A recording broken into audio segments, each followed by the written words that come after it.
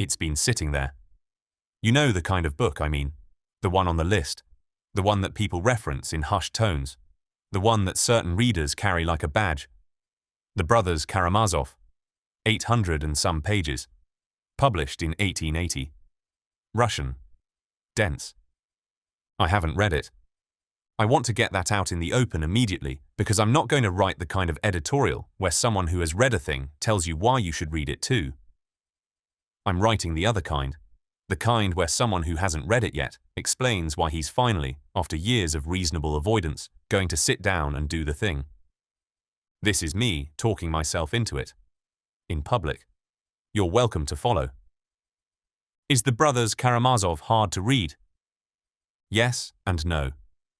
The prose itself is more accessible than the reputation suggests. Dostoevsky was writing serialized fiction for a general audience, not an academic one. The sentences don't fight you. What fights you is everything else. It is enormous. The Russian names are a genuine obstacle. Every character has 3 of them, and the text uses all 3 interchangeably. The pacing is 19th century, not modern thriller. The philosophical digressions are long, and they are serious, and they demand your attention. But here is what I've come to understand about intimidating books. The intimidation is information. When something that large has survived that long, when it has continued to be pressed into the hands of people across every century since it was written, when everyone from Freud to Camus to Jordan Peterson has been forced to reckon with it, that isn't hype. That's a signal. The real question isn't whether it's hard. The real question is whether it's hard in a way that pays off. I am becoming convinced that this one is. Brothers Karamazov. Summary. What is this book actually about? Here is the part that changed my attitude toward this book. I started learning what it actually contains, instead of what its reputation says. What I found was this. Fyodor Dostoevsky himself. A man who had survived a mock execution, who had served 4 years of hard labor in Siberia, who had buried a child, who had wrestled with faith and gambling addiction and debt and the death of God and the rise of nihilism, and who poured all of it, every last gram, into one final novel that he completed 4 months before he died. That is a man emptying himself onto the page. The result isn't a philosophical treatise dressed up as fiction. It is a murder mystery. It is 3 brothers who cannot stand each other, Dmitri, passion, Ivan, intellect, Alyosha, faith, all in love with the same woman, fighting over an inheritance, while their disgusting father drinks himself stupid and gets himself killed. It is courtroom drama. It is a dying child, and the boys who loved him standing in a circle in the snow.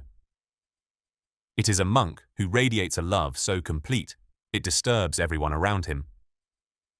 It is 2 brothers in a tavern at 2 in the afternoon, talking themselves to the edge of the universe.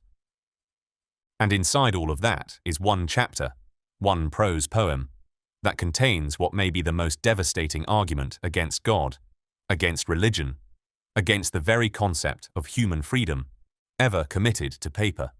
Written by a man who believed in God with everything he had. That chapter is called The Grand Inquisitor, and it's the reason I stopped making excuses. The Grand Inquisitor, Dostoevsky's most dangerous chapter. There is a character named Ivan. He is 24 years old, brilliant, cold, and he does not reject God so much as he returns the ticket. He cannot accept a world in which the suffering of a single innocent child is the price of any cosmic harmony, however beautiful. He has read the accounts. He can cite them. Then Ivan tells his brother a story he made up, titled Seville. It's about the Spanish Inquisition. Christ has returned, performed miracles, raised the dead in the cathedral square. The Grand Inquisitor, 90 years old, a cardinal, has him arrested. There is a scene in Book 5 where the Inquisitor comes to Christ's cell alone, at night, and delivers a monologue. He makes the case that Christ's gift of human freedom was a catastrophic mistake, that most people cannot bear it, do not want it, will trade it gladly for bread and certainty, and someone to tell them what to do. He builds that case on Satan's 3 temptations in the desert, the 3 offers Christ refused. And he explains what the church did with those offers instead.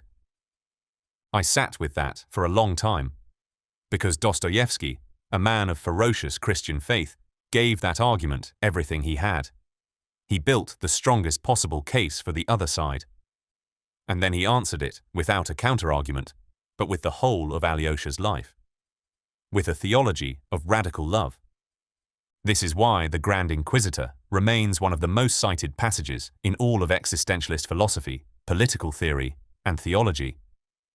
Camus, the French existentialist, built his entire theory of rebellion around Ivan's argument. Political philosophers still use it to diagnose soft authoritarianism, systems that control through comfort rather than cruelty. Atheists cite it as the sharpest case against faith ever written. Believers cite it as the deepest faith ever tested. Dostoevsky wrote to his editor that it was the most powerful denial of God he had ever encountered in literature, and that the rest of the novel was his answer. He wasn't sure his answer was strong enough. I want to find out for myself. Why a Christian should read the devil's best argument.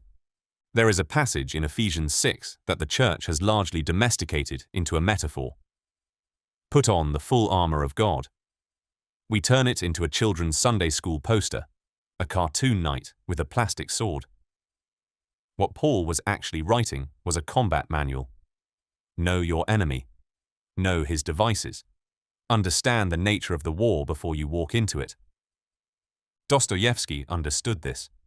He understood it so completely that he did something most Christians would consider reckless. He wrote the devil's best argument himself.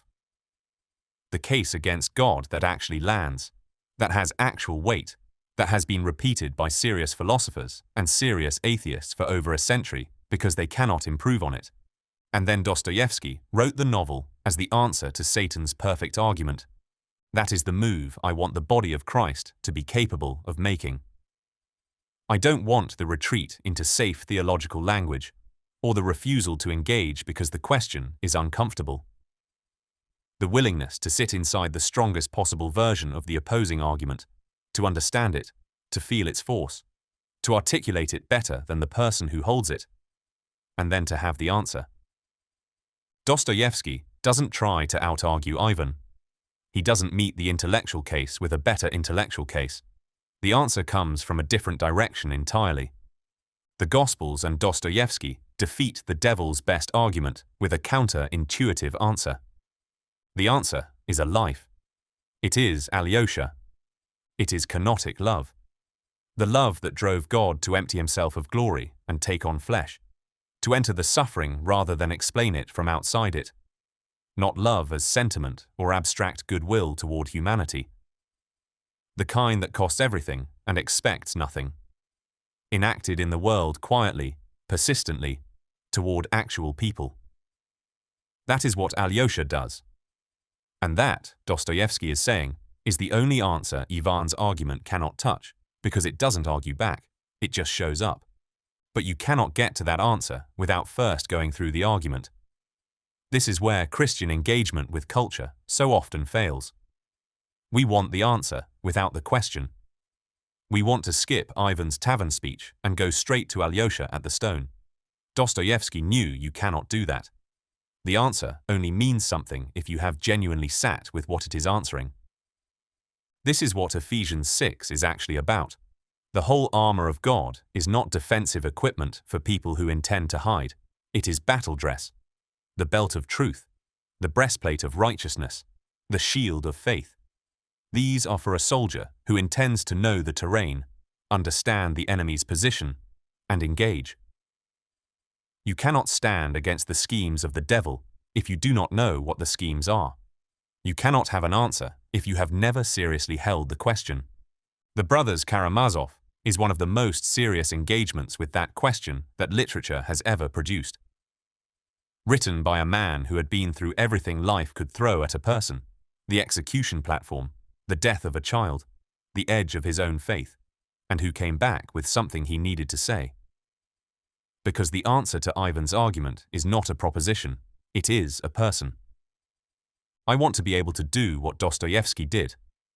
I want to be the kind of Christian who can hold Ivan's argument in one hand and Alyosha's life in the other, and say, here is the question at its strongest, and here is what answers it, not because I have all the answers.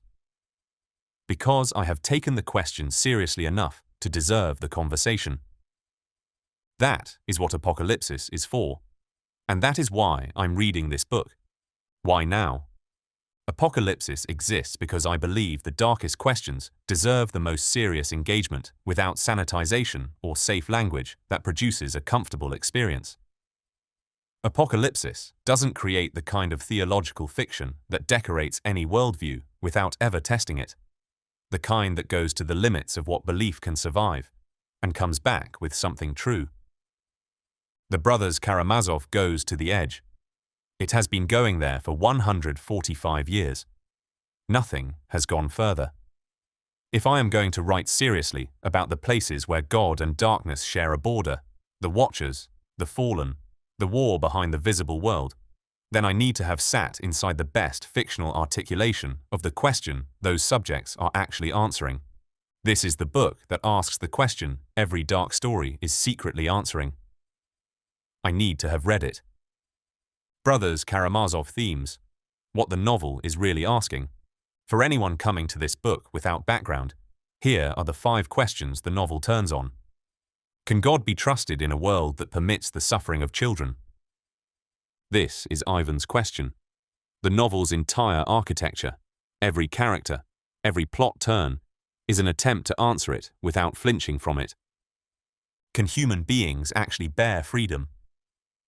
The Grand Inquisitor says no. The novel asks whether he's right.